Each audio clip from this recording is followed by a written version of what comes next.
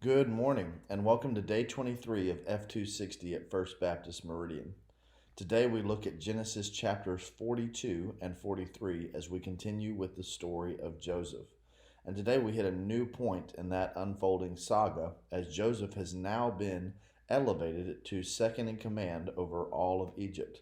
We saw his rejection from his brothers because of his favored status and the dreams that he had, so they sell him into slavery, and once he's a slave, even though everything he puts his hand to succeeds and excels, Potiphar's wife makes false accusations against him, getting him further thrown into prison. But yesterday we saw how the very thing that brought about his rejection leads to his redemption. His brothers sold him into slavery because of his dreams, but it is the interpretation of dreams that will see him set free. The dreams of the baker, the cupbearer, and ultimately Pharaoh himself.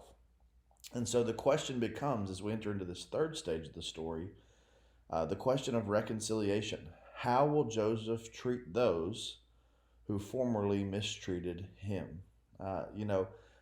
This is a question on a much more practical level. If you have been bullied, and then later in life you are strong, how do you use your strength against the ones or in favor of the ones who once misused their strength against you, whether that's physical or verbal? This is the position that Joseph is in, and you get hints of this even before his brothers come to him for grain in Genesis chapter 42. At the end of Genesis chapter 41, when Joseph is exalted, he's given as a wife a woman by the name of Asenath, the daughter of Potipharah. Well, in the Greek translation of the Old Testament, the name Potipharah looks exactly the same as the name Potiphar. And in all probability, these are just different versions of the same name. Kind of like I'm Nathan, but Haley, to get under my skin, sometimes calls me Nate. Um, so, how ironic would that be if Joseph were imprisoned because of false accusations from Potiphar's wife, only to be exalted above his former master and marrying Potiphar's daughter? Um, Joseph has stewardship not just over those who have done nothing to him. Joseph has stewardship over those who have wronged him. The reason I think there's something there is because his first son with Potiphar's daughter Asenath, um, he names Manasseh, which sounds like the Hebrew verb to forget. It says, because God has helped me forget about my hardships and my family. In other words, I'm no longer defined by those who have wronged me. I'm no longer defined by my pain. I'm defined by the blessings God has given me. But God has done anything but forget Joseph's hardship and family. Because just like he's exalted over his former master, so his dreams have come to pass, and he's exalted over the very brothers who sold him into slavery. The brothers who in Genesis chapter 42 will come to him to buy grain.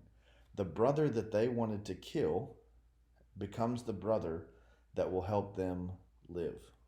The brother that they threw into a well with no water, a cistern, becomes the brother that they come to for grain. It's just ironic reversal after ironic reversal.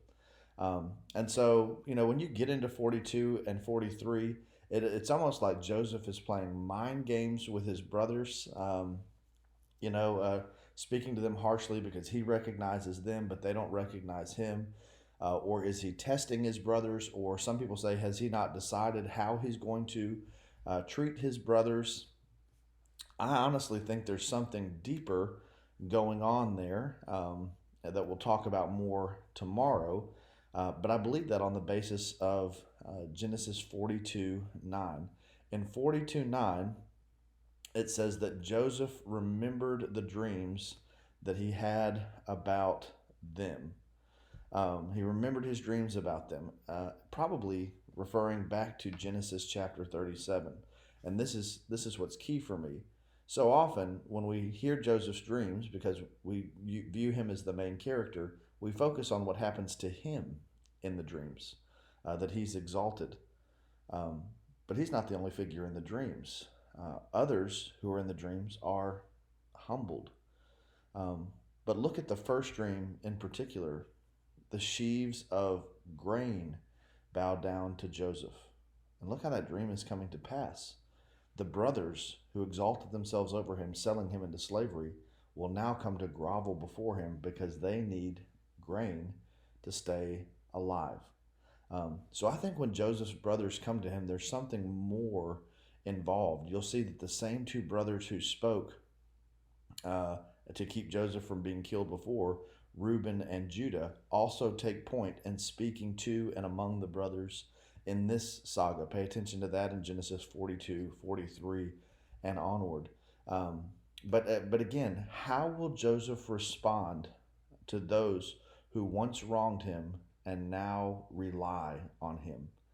Um, and how do we respond when we are empowered, enabled um, to respond to those who have once wronged us? What does forgiveness look like in real time? What does reconciliation look like in real time?